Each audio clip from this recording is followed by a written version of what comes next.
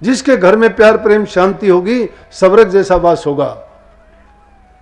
और जिस घर में लड़ाई झगड़े होंगे उसमें तो मैं कहता हूं कि ऐसा हाल होगा कि अगर घर सब चीजों का भरा हुआ तो देखते ही देखते सब बर्बाद हो जाएगा।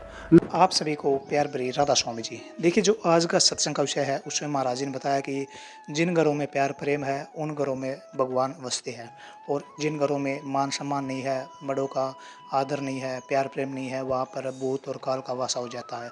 ऐसे घर कभी तरक्की नहीं कर सकते, ऐसे घर कभी आगे नहीं बढ़ सकते, और इन घरों में कभी सुख शांति रह नहीं सकती। और साथ ही जैसा ही महाराज जी ने बताया कि जो इंसान नेक कर्म करेगा उसके साथ भगवान होते हैं, जो इंसान बुरे कर्म करेगा वह चाहकर भी किसी का भला नहीं करेगा, वह इंसान लाइफ में कभी आगे नहीं बढ़ सकता। हो सकता है वह इंसान पैसे कमा ले, धन दौलत कमा ले, लेकिन उसकी ज़िंदगी में कभी कोई भी सुख चैन और किसी प्रकार की इज्जत नहीं आएगी। और साथ ही महाराज जी ने बहुत प्यारी प्यारी बातें सत्संग में बताई है। तो चलिए, आपका कीमती समय लेते सत्संग को शुरू करते हैं। कृपया प्यार भरे सत्संग को पूरा सुनकर पुण्य भागीदार अवश्य बनिए। राधा स्वामी। जिसका शारीरिक रूप से अच्छे कर्म नहीं है उसके मन के अंदर कभी अच्छे विचार नहीं हो सकते, क्योंकि मन में जैसे विचार होते हैं वही तो शरीर के द्वारा काम करवाता है। इंसान बाहर से प्रकट हो जाता है, जैसे उसके विचार और ख्यालात होते प्रकट करता है, वो मन करवाता है। और जैसे विचार उससे आते हैं तो उससे ये हमें सोच लेना चाहिए कि वो इंसान किसी का हित नहीं कर सकता, ऐसा आदमी किसी का हितकारी नहीं हो सकता। और संत किसी से द्वेष कभी नहीं करते हैं। संत सबके लिए तरवर सरवर संत जन, चौथे वर्षे में परमार्थ के कारण ये चारों धारण दे। इनका काम परमार्थ करना है, परोपकार करना है, जीवों के कल्याण के काम करने हैं। इसलिए वो सबको समान रूप से अपना ज्ञान देते हैं, समझ देते हैं। जो समझ जाते हैं, उनके वचन को मान के चलते हैं, उनका जीवन सुधर जाता है और वो सफल हो जाते हैं। और इसी जीवन में वो जीते जी ये देख भी लेते हैं कि हमने जो अपने जीवन में किया उसका परिणाम क्या होगा। वो संसार से हंसते हुए जाते हैं। जीव को देखोगे, जब माँ के गर्भ से आता है ये जीव रोता हुआ बाहर निकलता है। जब भी पैदा होता है दुनिया में आते ही रोता है।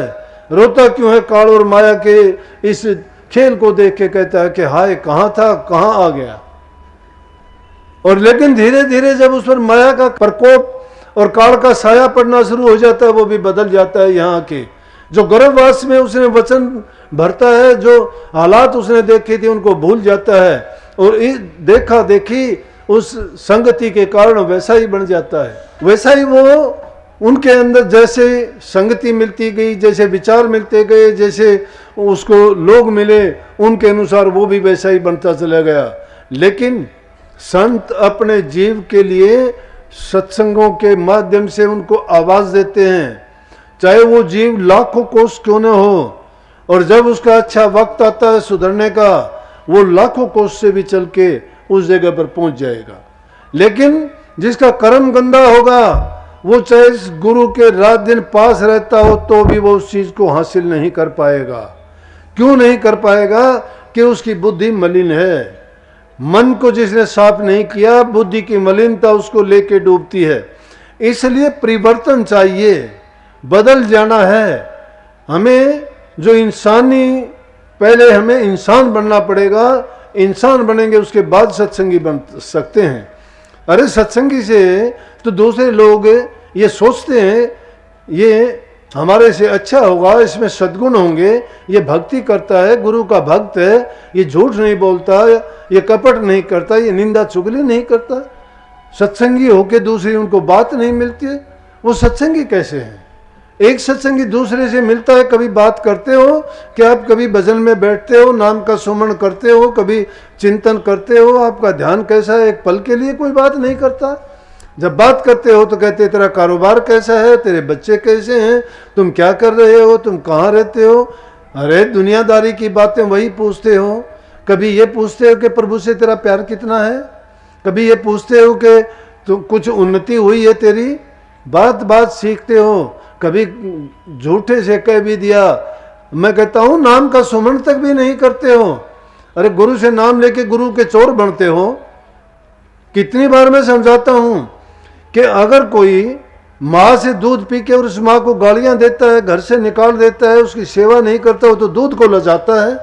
हमारा देश तो ऐसे संस्कार दिया करता था, जब कोई उसका पुत्र युद्ध के मैदान में जाता था तो भी माता कहती थी मेरे दूध की लाज रखना, और कभी भी वो दुश्मन को पीठ नहीं दिखाता था।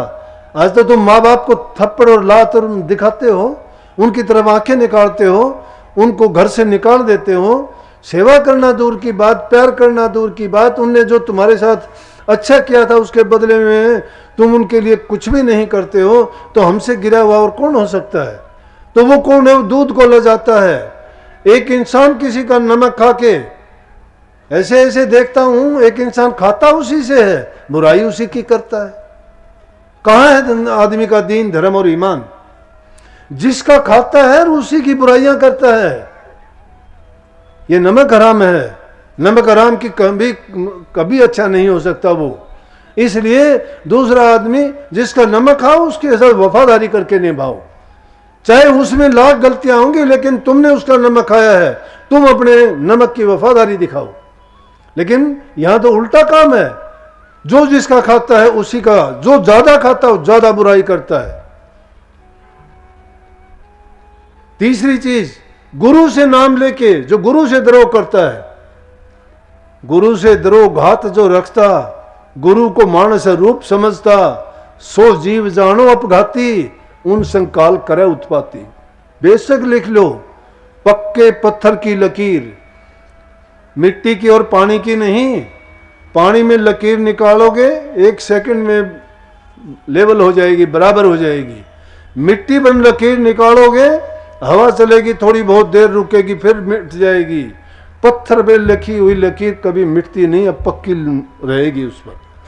3 प्रकार के ऐसे ही सत्संगी होते हैं।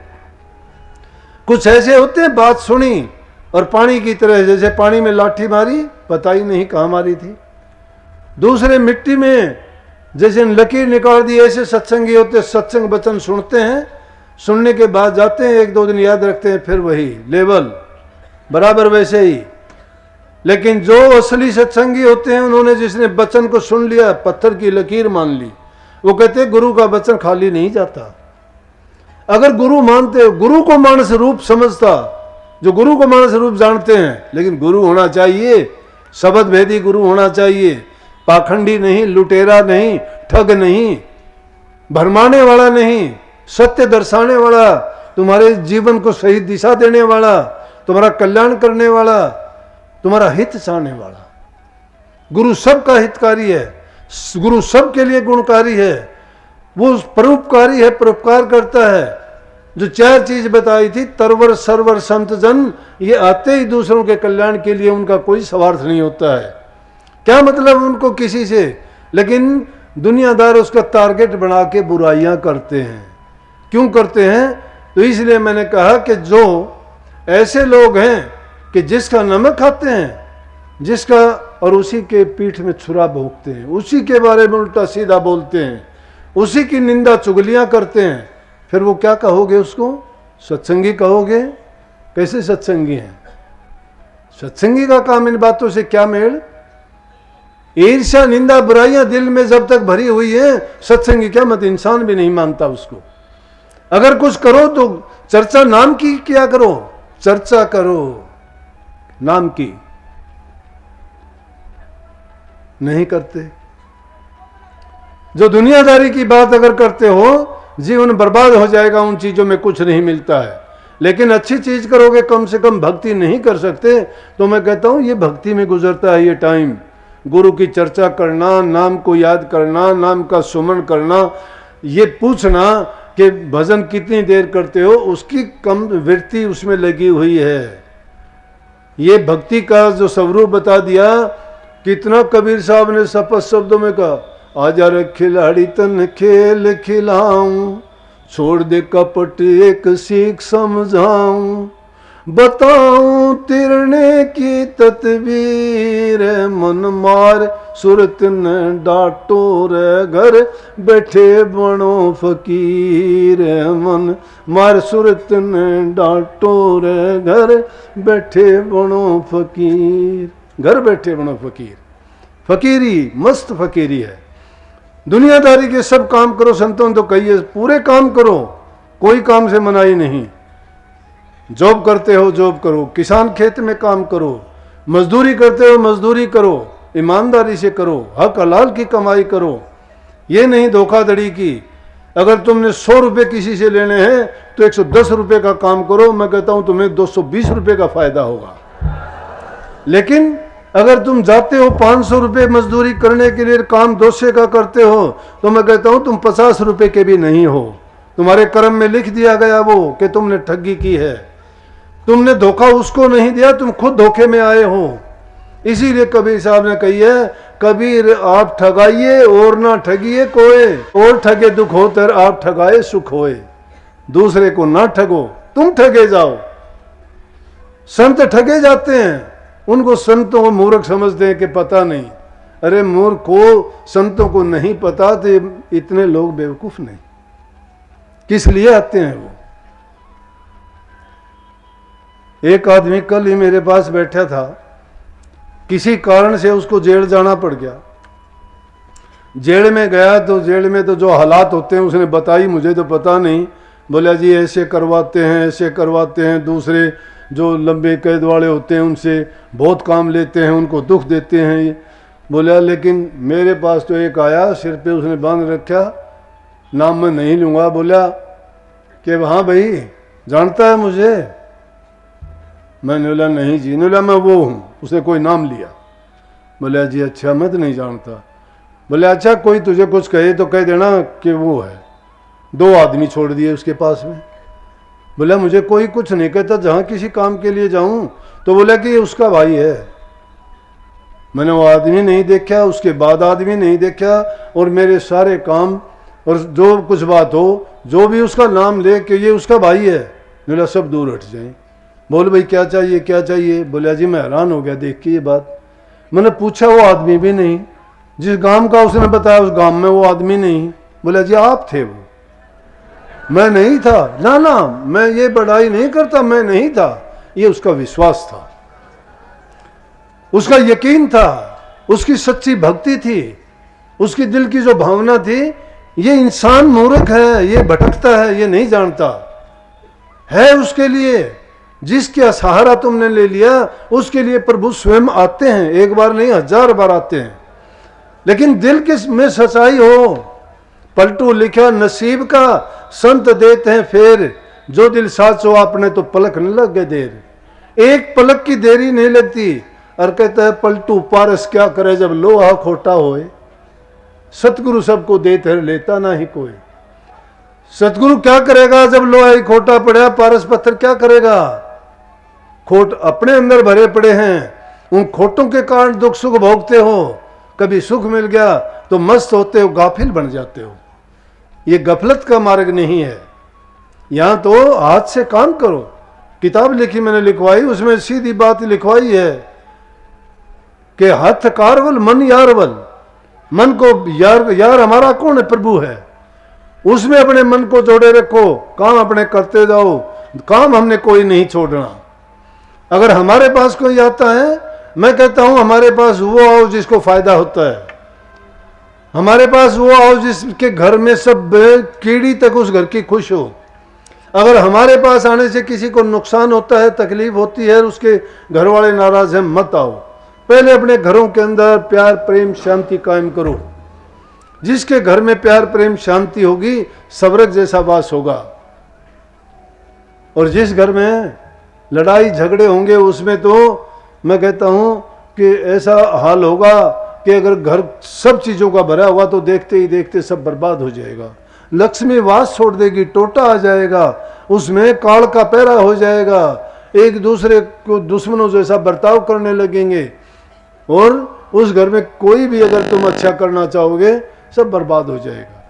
सब अपनी अपनी ओर खींचेंगे, जो जिसको मिलेगा उसी को लेगा, और इस तरह से बर्बादी के रास्ते। जिस घर में प्यार प्रेम शांति है उसमें सब कुछ तुम इतनी शांति और इतना सब कुछ मिलेगा कि क्या कहा जाए। सत्संग को पूरा सुनने के लिए का बहुत बहुत धन्यवाद। हम आशा करते हैं आपने सत्संग को बड़ा ही ध्यान से सुना होगा।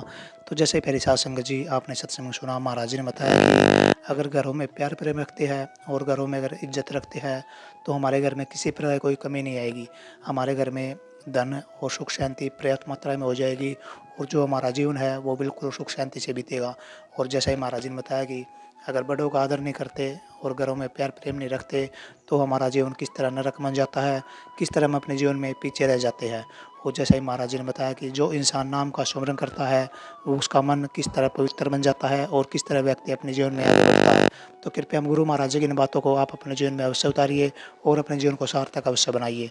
और साथ ही अगर आपको सत्संग अच्छा लगा तो कमेंट बॉक्स में राधा स्वामी लिखकर पुण्य भागीदार अवश्य बनिए। मिलते हैं जल्दी एक नए और बहुत ही प्यारे प्रवचनों के साथ। तब तक के लिए राधा स्वामी।